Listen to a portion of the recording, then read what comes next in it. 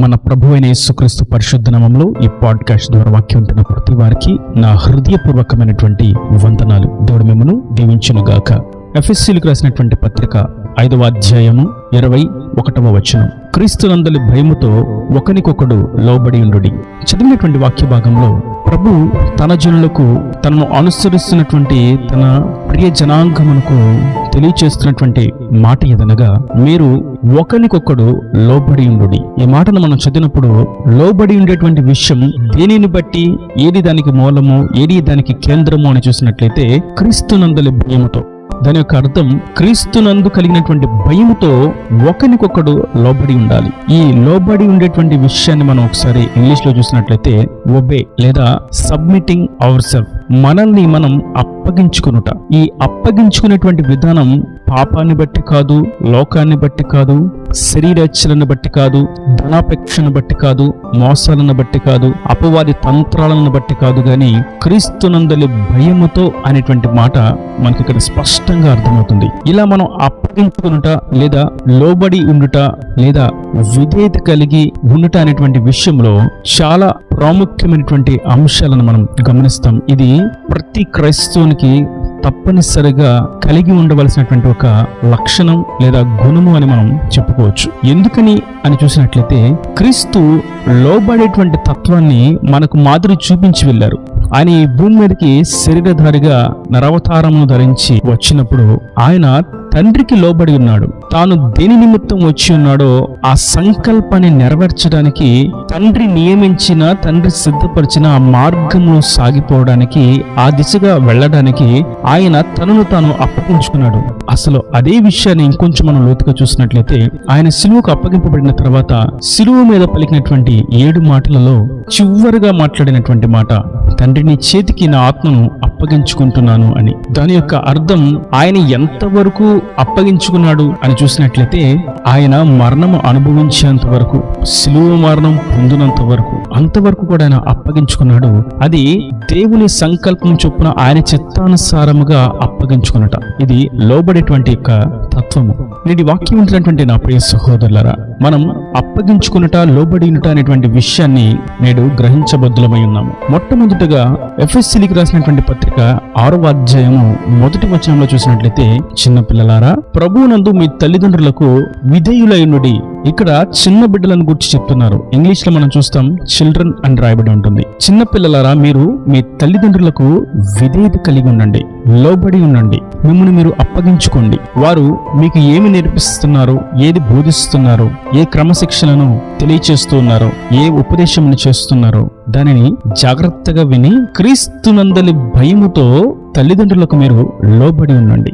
చదువును గూర్చియే గాని, ప్రయాణాల గూర్చియే గాని, స్నేహితులను గూర్చియే గాని, జరగబో విషయాలను గూర్చియే గాని, వస్త్రధారణను గూర్చియే గాని, సంభాషణను గూర్చియే గాని, మాట తీరును గూర్చియే గాని, ప్రార్థనను గూర్చియే గాని, వాక్య ధ్యానమును గూర్చియే గాని, ఏది బోధిస్తున్నారో, ఏది తెలియచేస్తున్నారో ఆ యొక్క విషయాన్ని వారిని బట్టి భయం, వారు గద్దిస్తారు, వారు దండిస్తారు అనేటువంటి భయము కాదు గాని క్రీస్తునందల భయముతో మీరు తల్లిదండ్రులకు లోబడి ఉండండి. ఇది ఎంత శ్రేష్టమైనటువంటి అంశము. తల్లిదండ్రులకు సాధారణంగా బిడ్డలు వారి యొక్క బెత్తమును బట్టి, వారి యొక్క దండనను బట్టి భయపడుతూ ఉంటారు. కానీ వాక్యము తేటగా సెలవిస్తుంది, మీరు నా యందలి భయముతో మీ తల్లిదండ్రులకు లోబడి ఉండండి, మిమ్మల్ని మీరు అప్పగించుకోండి. కుటుంబమునకు ఎంతో ప్రాముఖ్యమైనటువంటి అంశము. మరియు రెండోదిగా మనం చూస్తాం పేతురు రాసినటువంటి మొదటి పత్రిక 5వ అధ్యాయము 5వ వచనం, చిన్న పిల్లలారా మీరు పెద్దలకు లోబడి ఉండుడి. మీరందరూ ఎదుటివాని ఎడల దీన మనస్సు అను వస్త్రము ధరించుకొని మిమ్ముని మీరు అలంకరించుకునుడి. ఇక్కడ మనం చూస్తున్నాం చిన్న పిల్లలారా మీరు పెద్దలకు లోబడి ఉండుడి అని. ఇంగ్లీష్ లో మనం చూస్తాం చిన్న పిల్లలారా అనేటువంటి మాట దగ్గర యంగర్ అనగా యవ్వనస్తులారా మీరు పెద్దలకు లోబడి ఉండండి.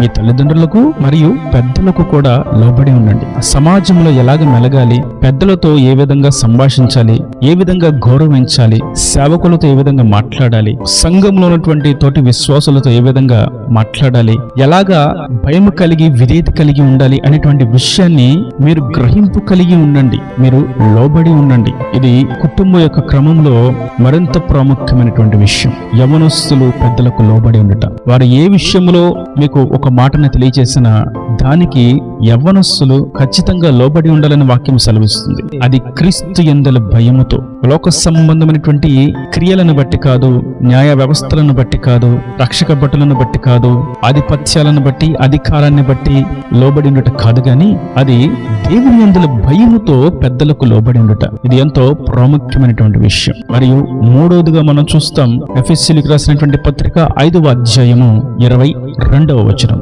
స్త్రీలారా ప్రభువునకు వలె మీ సొంత పురుషులకు లోబడి ఉండుడి. ఇక్కడ స్త్రీలకు అనగా వివాహితులకు వాక్యము సెలవుస్తుంది. స్త్రీలారా ప్రభువునకు వలె మీ సొంత పురుషులకు లోబడి ఉండుడి.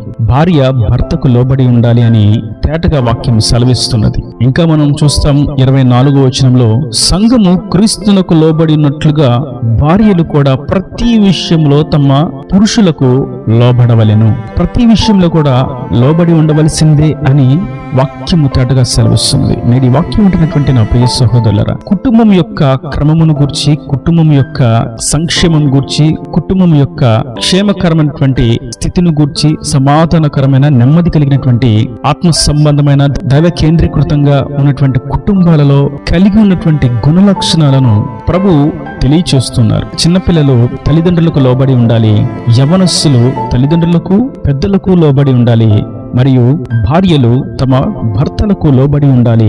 అన్ని విషయాలలో కూడా లోబడి ఉండాలి.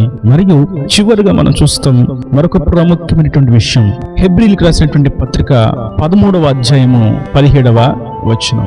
మీ పైన నాయకులుగా ఉన్నవారు లెక్క ఒప్పచెప్పవలసిన వారి వలె మీ ఆత్మలను కాల్చున్నారు.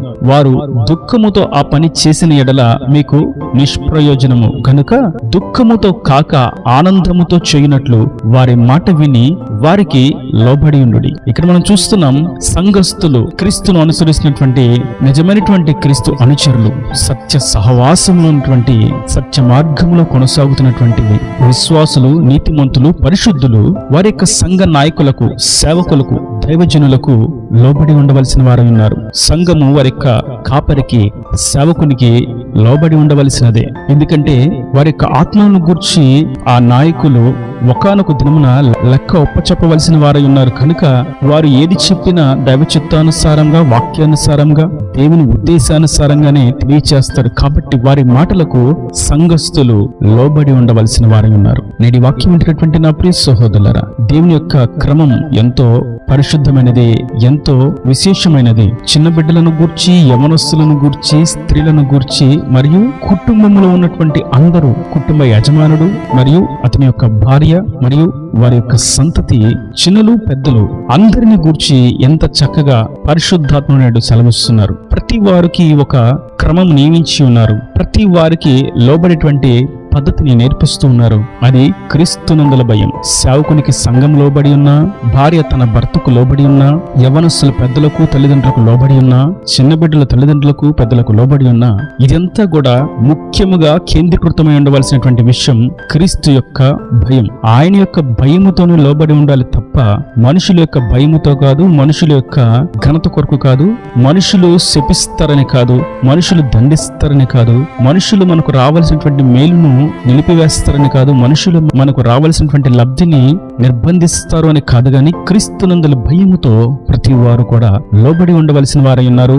ఒకరికి ఒకరు, సేవకులు ఇతర సేవకులకు లోబడి ఉండాలి, సంఘస్థులు ఇతర సంఘస్థులతో సహవాసం కలిగి లోబడి ఉండాలి, యవ్వనస్తులు, బిడ్డలు ప్రతి వారము కూడా క్రీస్తునందు చేరిన ప్రతి వారము క్రీస్తు యొక్క నామకరణము చేయబడినటువంటి క్రైస్తవులుగా ఉన్నటువంటి మనమందరము కూడా ఒకరికొకరు లోబడి ఉండవలసిన వారమై ఉన్నాము.